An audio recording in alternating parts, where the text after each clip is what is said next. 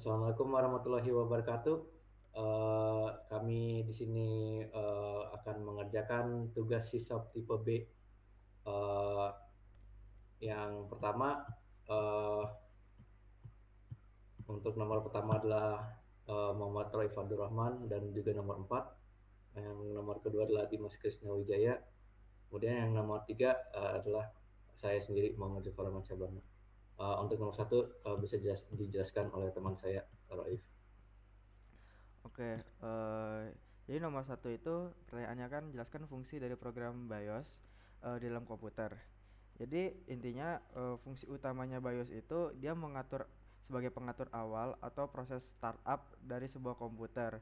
Yang dimana dari proses ini BIOS itu akan meriksa dan memastikan apakah perangkat keras yang terhubung itu terpasang dengan baik apa tidak.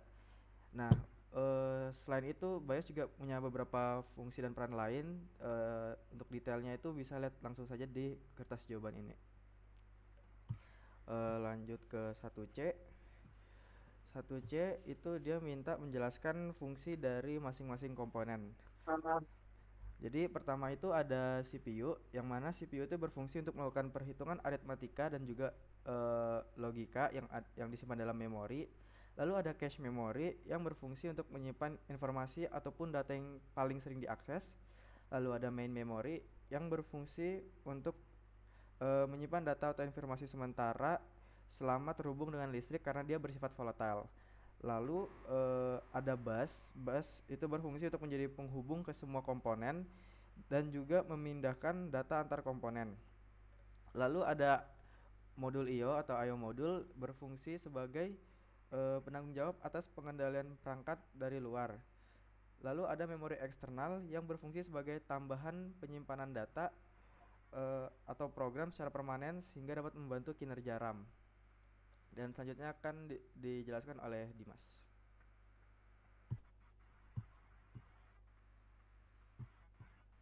Oke, baik. Untuk nomor 2, pertanyaannya 2A, tuliskan 3 tujuan sistem operasi itu berkembang atau berevolusi. Yang pertama, tujuannya yaitu untuk peningkatan peningkatan fitur. Dalam sebuah sistem pasti selalu ada bug atau error.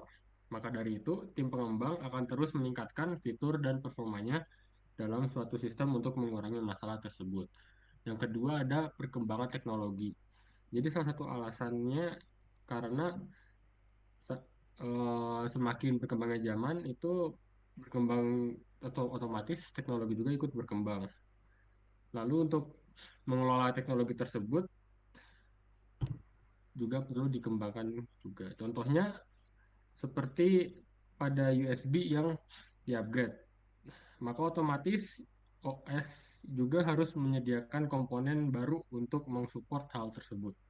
Lalu yang ketiga ada mengatur pengamanan atau peningkatan pengamanan. Jadi terkadang terdapat celah dalam keamanan yang kapanpun itu dapat dimanfaatkan oleh attacker atau hacker. Maka untuk menutup celah tersebut, itu harus ada perubahan atau peningkatan dalam pengaturan sistem keamanannya.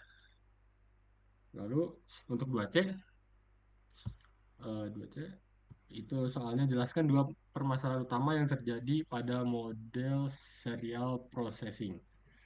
Yang pertama itu masalahnya adalah pengguna itu sebenarnya bekerja pada sistem tersebut, tapi pengguna tidak dapat berinteraksi dengan sistemnya, yang mengakibatkan pengguna tidak dapat memasukkan data-data untuk dieksekusi oleh sistem tersebut.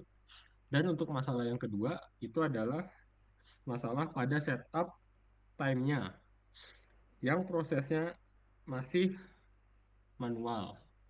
Sehingga apabila terdapat sebuah error pada proses itu, maka seluruh proses akan direset dari awal lagi. Oke, sudah selanjutnya dijelaskan oleh Zufar Rahman.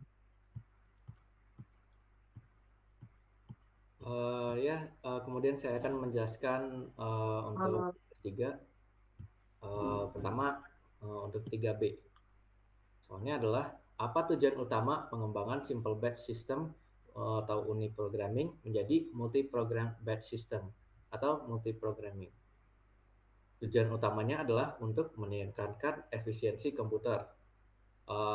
Multi-program batch system artinya mengeksekusikan beberapa program secara bersamaan.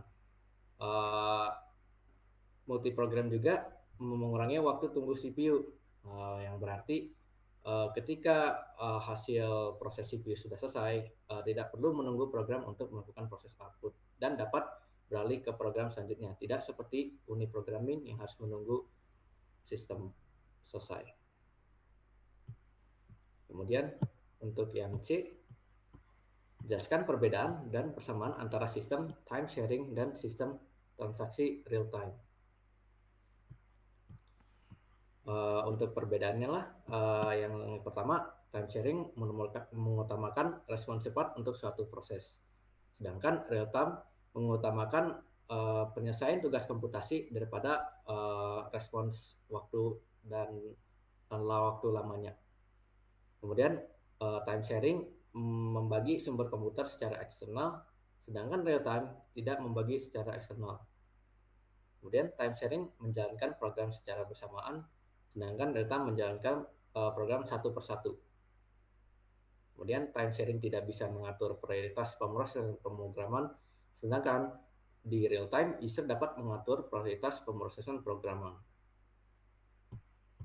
Kemudian persamaannya adalah yang pertama, kedua sistem menggunakan sumber komputer secara efisien. Jadi mau time sharing atau real time, keduanya akan menggunakan sumber secara efisien. Kemudian yang kedua, akan memberikan respon terhadap suatu proses. Untuk sumbernya adalah Tertera. Kemudian nomor 4 akan dijelaskan oleh Roif lagi.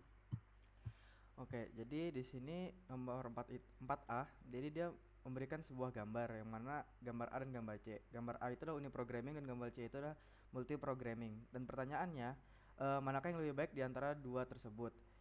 Dan sebutkan kelebihan dari yang memiliki kelebihan. Jadi dari dua gambar tersebut tentu yang lebih baik itu adalah multiprogramming. Kenapa? Karena memiliki dua alasan kelebihannya itu adalah efisienitasnya jauh lebih baik dan secara utilitas juga jauh lebih tinggi. Kenapa? Karena multiprogramming itu dapat mengeksekusi lebih dari satu program secara bersamaan sehingga kejadian idle atau menganggur dapat diminimalisir. Lanjut ke 4C. Di 4C ini diberikan sebuah gambar gambar tersebut dan pertanyaannya itu bagaimana mulai pada alamat berapakah job baru yang akan ditaruh di memori dan jelaskan alasannya.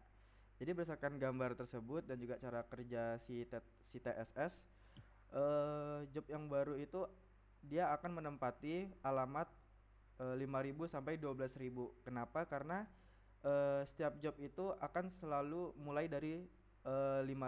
Kenapa 5.000? Karena 0 sampai 5.000 itu udah ditempati oleh monitor yang mana itu bersifat permanen. Dan juga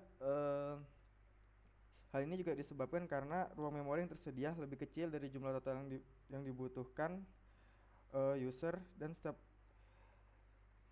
user. Dan seperti yang tadi saya bilang tadi, setiap program user selalu dimulai dari alamat 5.000. Makanya jawabannya job baru tersebut dengan